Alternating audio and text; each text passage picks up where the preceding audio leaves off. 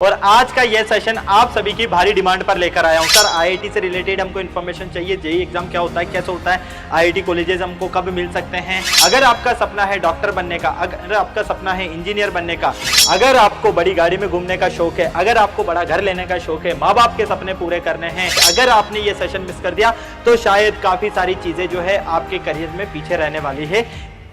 जय हिंद बच्चों, कैसे हो आप सभी। उम्मीद करता हूं सारे बच्चे स्वस्थ है, मस्त है और तंदुरुस्त है। तो नए दिन के साथ नए सेशन की शुरुआत लेकर एक बार फिर से हाजिर हूं मैं आप लोगों के बीच में। और आज का यह सेशन आप सभी की भारी डिमांड पर लेकर आया हूं, क्योंकि आप सभी का कहना था कि सर आईआईटी से रिलेटेड हमको इन्फॉर्मेशन चाहिए, जेईई एग्जाम क्या होता है, कैसे होता है, आईआईटी कॉलेजेस हमको कब मिल सकते हैं और मैथ्स का सिलेबस क्या होता है। तो इसी से रिलेटेड जो है आज का मैं सेशन लेकर आया हूं आप सभी के लिए। तो इस पूरे सेशन को आप लोग ध्यान से देखिएगा, क्योंकि अगर आपने ये सेशन मिस कर दिया तो शायद काफी सारी चीजें जो है आपके करियर में पीछे रहने वाली है। इसीलिए आपको ये पूरा सेशन ध्यान से और अच्छे से देखना है। अगर आपका सपना है डॉक्टर बनने का, अगर आपका सपना है इंजीनियर बनने का, तो जिनका सपना डॉक्टर बनने का है तो भैया नीट का जो है प्रिपरेशन करना, और जिनका सपना इंजीनियर बनने का है तो भैया वो जो है यहाँ पर आईआईटी जेईई की प्रिपरेशन कर लेना। आईआईटी कॉलेज जो है आपको मिल जाएगा, देन मस्त मजा आ जाएगा, जिंदगी सेट है। अगर आपको बड़ी गाड़ी में घूमने का शौक है, अगर आपको बड़ा घर लेने का शौक है, माँ बाप के सपने पूरे करने हैं और साथ ही साथ अपनी एक अच्छी लाइफ अगर आपको जीनी है, तो इसके लिए आपको ये पूरा सेशन ध्यान से देखना है। तो चलिए शुरुआत करते हैं हमारे आज के इस सेशन की। तो जैसा कि आप लोग देख पा रहे हो यहाँ पर IIT JEE exam pattern and syllabus. तो मेनली हम यहाँ पर जेईई का एग्जाम जो है इसके बारे में बात करने वाले हैं, ठीक है। और इसका एग्जाम पैटर्न क्या रहता है, सिलेबस क्या रहता है, ये सारी चीजें मैं आज आपको इस लेक्चर में बताने वाला हूँ। तो सबसे पहले एग्जाम का नेम आपको नजर आ रहा है। तो इस एग्जाम का जो नेम है, जो आपको पता है अच्छे से कि क्या है, जेईई, JEE, ठीक है। लेकिन इसका फुल फॉर्म क्या होता है, तो इसका फुल फॉर्म होता है ज्वाइंट एंट्रेंस एग्जामिनेशन। क्या होता है बेटा, ज्वाइंट एंट्रेंस एग्जामिनेशन, ठीक है। इसके दो एग्जाम होते हैं। दो एग्जाम से मतलब कि एक तो मेंस होता है और एक एडवांस होता है। पहले आपको मेंस क्लियर करना होता है, देन आपको एडवांस जो है क्लियर करना होता है। अगर आप मेंस देते हो तो आपको एनआईटी कॉलेजेस मिलते हैं, और अगर आप एडवांस क्लियर करते हो तो आपको आईआईटी कॉलेज मिलते हैं। क्लियर। कौन कंडक्ट करवाता है ये जेईई का एग्जाम, तो भैया इसको कंडक्ट करवाता है एनटीए, नेशनल टेस्ट एजेंसी, ठीक है। नेशनल टेस्टिंग एजेंसी जो है इसको कंडक्ट करवाती है। और ये जो कंडक्टिंग सीजन रहता है ये कितने रहते हैं, 2, मतलब कि ये साल में 2 बार होता है एग्जाम। एक तो होता है आपके जनवरी में और एक होता है आपके अप्रैल में। क्लियर। एग्जाम लेवल कैसा रहता है भाई, ये लेवल आपका नेशनल लेवल एग्जाम होता है। क्लियर। नेक्स्ट, लैंग्वेज, किस लैंग्वेज में जो है ये एग्जाम दिया जा सकता है। बच्चों को काफी ज्यादा कंफ्यूजन होता है कि सर किस लैंग्वेज में, क्या ये इंग्लिश में दिया जाता है या हिंदी में दिया जाता है। तो भैया ये जो एग्जाम है आप एसएमएस में, बंगाली में, साथ ही इंग्लिश में, गुजराती में, हिंदी में, कन्नड़, मलयालम, मराठी, उड़िया, पंजाबी, तमिल, तेलुगु, उर्दू सभी में दे सकते हो। अगर आप हिंदी मीडियम के स्टूडेंट हो तो बिल्कुल आप लोगों को मैं ये कहूंगा कि आप लोग हिंदी में भी ये एग्जाम दे सकते हो। एक बात और मैं बताता हूं आपको, 10 लाख कैंडिडेट्स जो है इस एग्जाम को फाइट करते हैं। और हिंदी मीडियम की अगर मैं बात करता हूं तो हिंदी मीडियम में आप लोगों ने अक्सर देखा होगा कि सिलेक्शन कम होता है। हिंदी मीडियम में सिलेक्शन कम होने का रीजन ये नहीं है कि भैया हिंदी मीडियम वाले पढ़ते नहीं है, हिंदी मीडियम वाले बच्चे भी पढ़ते हैं, लेकिन सिलेक्शन नहीं होने का जो रीजन है वो सिर्फ और सिर्फ एक ही है आपका, क्योंकि हिंदी मीडियम में बच्चे कम रहते हैं बेटा। हिंदी मीडियम के अगर मैं बात करता हूं तो 80-90 हज़ार बच्चे जो है इस एग्जाम को देते हैं, ठीक है। तो इसीलिए इंग्लिश मीडियम वालों का जो सिलेक्शन रेशियो है वो ज्यादा होता है और हिंदी वालों का कम रहता है। भाई कम बच्चे देंगे तो सिलेक्शन रेशियो कम ही तो रहेगा ना। मोड कैसा रहता है, तो भैया ये जो एग्जाम है ये ऑनलाइन मोड में होता है। किस में होता है बेटा, ऑनलाइन। क्लियर। ये एग्जाम ऑनलाइन मोड में होता है। एप्लीकेशन फी वगैरह ये तो आप लोगों की जो है पहले कुछ और थी और अब थोड़ी सी चेंजेस हो गई है, तो ये तो आप लोगों को जब आप फिल करोगे फॉर्म तब आप लोगों को पता चल जाएगा। मोड ऑफ एग्जाम, ये एग्जाम जो होता है सीबीटी मतलब कि कंप्यूटर बेस्ड टेस्ट होता है। क्लियर। और ये एग्जाम जो है आप 12th क्लास के साथ में दे सकते हो, ठीक है। क्लास 12th के साथ में दे सकते हो, लेकिन आपका सिलेक्शन किस पर डिपेंड करेगा, 12th क्लास के रिजल्ट पर, ये ध्यान रख लेना। टोटल मार्क्स की अगर मैं बात करूं तो 300 मार्क्स का जो है ये एग्जाम होता है और 3 घंटे का यहाँ पर आपका ये पेपर होता है। क्लियर। नेक्स्ट आता है आपके पास में जेईई मेंस की हम बात करते हैं। तो जेईई मेंस का जो पेपर होता है इसका 3 घंटे का टाइम होता है बेटा। इसमें नंबर ऑफ क्वेश्चन जो रहते हैं ना टोटल वो रहते हैं 90। 30 क्वेश्चन इसमें फिजिक्स के होते हैं, 30 क्वेश्चन इसमें केमिस्ट्री के होते हैं और 30 क्वेश्चन इसमें मैथ्स के होते हैं। क्लियर। आप लोगों को जो जेईई का एग्जाम होता है इसमें सिर्फ 3 सब्जेक्ट होते हैं, फिजिक्स, केमिस्ट्री और मैथ। तो 30 क्वेश्चन इसके आपके आते हैं। इसमें से आपको फिजिक्स के 25 करने होते हैं, केमिस्ट्री के 25 करने होते हैं और मैथ्स के 25 करने होते हैं। तो टोटल आपको 75 क्वेश्चन जो है यहाँ पर सॉल्व करने होते हैं।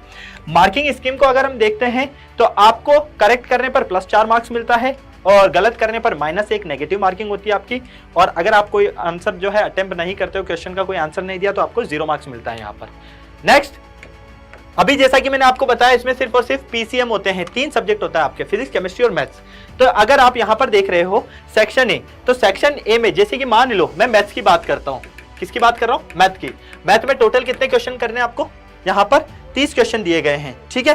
तो हमने यहाँ पर देखा कि 30 में से आपको सॉल्व कितने करने हैं, 25 क्वेश्चन आपको सॉल्व करने हैं, ठीक है। अब इन 25 में भी आपको एक बात ध्यान में रखनी है, क्या रखनी है कि इसमें 20 क्वेश्चन जो है वो तो होते हैं आपके एमसीक्यूज, ठीक है। 20 क्वेश्चन तो आपके ऑब्जेक्टिव होंगे, समझना ध्यान से, क्लियर। तो यहां पर जैसा कि देख पा रहे हो 20 × 4 मतलब कि 20 क्वेश्चन ऑब्जेक्टिव और एक क्वेश्चन 4 नंबर का, तो 80 नंबर तो ये हो गए, ठीक है। सेक्शन बी 5 क्वेश्चन, जो जैसे कि आपने 20 तो यहां से ले लिए, 20 तो ले लिए, अब कितने बच गए आपके, 10 बच गए, कितने बच गए, 10। समझना इस बात को कि 20 क्वेश्चन तो आपके ऑब्जेक्टिव हो गए और 10 क्वेश्चन जो है ये आपके न्यूमेरिकल हो गए। तो आपने यहाँ क्या किया, 20 क्वेश्चन तो ऑब्जेक्टिव सॉल्व कर लिए और इन 10 में से आपको केवल 5 क्वेश्चन ही सॉल्व करने होते हैं। कितने, 5 क्वेश्चन, ठीक है। ये किस टाइप के होते हैं, न्यूमेरिकल टाइप क्वेश्चंस होते हैं ये आप लोगों के, ठीक है। डिस्क्रिप्शन बेस, जिसमें आप लोगों को थोड़ा एक्सप्लेनेशन वगैरह वाला जो पार्ट होता है ना, वो पूरा करना होता है यहाँ पर, क्लियर। तो आपको 20 क्वेश्चन 4 नंबर के 80 हो गए टोटल ये, ठीक है। और 5 क्वेश्चन 4 नंबर के 20 ये हो गए, तो ये टोटल आपका कितना हो गया, 100 नंबर का पेपर हो गया। यही सेम आपका फिजिक्स में रहता है, यही सेम आपका केमिस्ट्री में रहता है, ओके। नेक्स्ट, यहां पर मैं अगर सिलेबस की बात करता हूं तो भैया जैसा कि आप लोगों को पता है, मैथ के सिलेबस की अगर मैं बात करता हूं तो सिलेबस बहुत गजब का रहता है। इसमें आप लोगों का क्लास 11th और क्लास 12th ये दोनों सबसे ज्यादा इंपॉर्टेंट होती है। पहली बात मैं आपको क्लियर कर देता हूं, यहाँ पर क्लास 11th का आपका 45% सिलेबस और क्लास 12th का आपका 55% सिलेबस लगभग यहाँ पर आपका आता है, क्लियर। क्लास 11th और क्लास 12th का आपको जो है यहाँ पर पूरा मैथ अच्छे से कंप्लीट करना है, इस बात को अपने दिमाग में बिठा लेना। सेट रिलेशन फंक्शन आपको अच्छे से पता है, समुच्चय, संबंध एवं फलन, ठीक है। मैट्रिक्स एंड डिटर्मिनेंट्स, सारणिक, अवयव, ये आपको करना है। क्रम, परम्यूटेशन एंड कॉम्बिनेशन, क्रमचय, संचय, कॉम्प्लेक्स नंबर, क्वाड्रेटिक इक्वेशन, द्विघात समीकरण और सम्मिश्र संख्या, बाइनोमियल थ्योरम और मैथमेटिकल इंट्रोडक्शन, लिमिट, ठीक है, जिसको हम सीमा कहते हैं, सीमा और अवकलज, सीक्वेंस सीरीज, एपीजीपी अनुक्रम श्रेणी वाला पार्ट हो गया, डिफरेंशियल इक्वेशन, इंटीग्रल कैलकुलस, ठीक है, कंटिन्यूटी एंड डिफरेंशियबिलिटी, ठीक। नेक्स्ट आता है 3 डायमेंशनल ज्योमेट्री, 3D जो है आपकी ज्यामिति वो आ जाती है, कोऑर्डिनेट ज्योमेट्री, निर्देशांक ज्यामिति और आपकी प्रोबेबिलिटी, सांख्यिकी, ये भी पूछा जाता है, वेक्टर अलजेब्रा, सदिश बीजगणित, मैथमेटिकल रीजनिंग, ये भी आपसे पूछा जाता है, और त्रिकोणमिति। ये पूरा आपका मैथ्स का जो है यहाँ पर इसका सिलेबस रहने वाला है। अब मैं आपको बता देता हूँ कि कौन से चैप्टर से लगभग कितने क्वेश्चंस जो है आपके यहाँ पर आते हैं, तो आपको ध्यान से देखना है। पहला आपका आता है sets, relation and function. JEE mains में लगभग 2 क्वेश्चन इसके पूछे जाते हैं, एडवांस में 1 क्वेश्चन आपका पूछा जाता है। कॉम्प्लेक्स नंबर, आपका जो यहाँ पर सम्मिश्र संख्या और द्विघात समीकरण है, इससे 3 क्वेश्चन मेंस में पूछे जाते हैं और एडवांस में आपसे 3 क्वेश्चन जो है इसके पूछे जाते हैं। आपको अच्छे से पता है ना, 2 पार्ट में एग्जाम होता है, एक तो जेईई मेंस और जेईई एडवांस। मेंस क्लियर करने के बाद आप एडवांस का जो है एग्जाम दे सकते हो, ठीक है, उन्हीं को, clear. Next, permutation and combination से मेंस में 1 क्वेश्चन पूछा जाता है, एडवांस में 2 क्वेश्चन पूछे जाते हैं, और बाइनोमियल थ्योरम से 1 क्वेश्चन पूछा जाता है, एडवांस में भी 1 पूछा जाता है। आगे सीक्वेंस एंड सीरीज से आपके 2 क्वेश्चन पूछे जाते हैं और मेंस में भी 2, एडवांस में भी 2। मैट्रिक्स एंड सीरीज में एग्जाम में भी 2, मेंस में भी 2 और आपका एडवांस है इसमें भी 2। मैथमेटिकल इंट्रोडक्शन में, ठीक है, तो इसमें आपका 1 पूछा जाता है, नहीं भी पूछा जाता, पूछा भी जा सकता है, और मैथमेटिकल रीजनिंग में आपका 1 क्वेश्चन यहाँ पर पूछा जाता है। Next, limit, continuity and differentiability में आपके जेईई मेंस में 3 क्वेश्चन पूछे जाते हैं, एडवांस में भी 3 पूछे जाते हैं लगभग, ठीक है। ये एवरेज जो पुराने पेपर्स आए ना उस बिहाफ पर बताया गया है। एप्लीकेशन ऑफ डेरिवेटिव्स में 1-1 क्वेश्चन दोनों में पूछा जाता है, क्लियर। और इसी तरह से इंटीग्रल कैलकुलस और डिफरेंशियल इक्वेशंस, इन सब में आपको यहाँ पर नजर आ रहा है। तो ये मैंने आपको बताया कि किस तरह से आपका एग्जाम में जो है क्वेश्चन पूछा जाता है, ठीक है। चलो नेक्स्ट, फिर आता है आपके पास स्ट्रेट लाइन, कोऑर्डिनेट ज्योमेट्री की बात करता हूं तो स्ट्रेट लाइन, सर्कल और कॉनिक सेक्शन। तो भैया ये भी आपको पता है कि मेंस में कितने क्वेश्चन पूछे जा रहे हैं और एडवांस में कितने क्वेश्चन पूछे जा रहे हैं। ट्रिग्नोमेट्री में से ट्रिग्नोमेट्री फंक्शन का एक क्वेश्चन पूछा जाता है, इनवर्स ट्रिग्नोमेट्री का एक पूछा जाता है, हाइट एंड डिस्टेंस का पूछा भी जा सकता है, नहीं भी, दोनों ही चीजें यहाँ पर पॉसिबिलिटीज हैं। क्लियर, ये आप लोगों को क्लियर किया है मैंने। नेक्स्ट इसमें आप लोगों को छोटी सी चीज और मैं बता देता हूँ, यहाँ पर एक छोटी सी बात मैं बता देता हूँ बुक्स की। बच्चों की अक्सर डिमांड होती है कि सर बुक्स का क्या है, कैसे, है ना। तो भैया सबसे पहले मैं आपको बता देता हूँ बुक्स का सीन।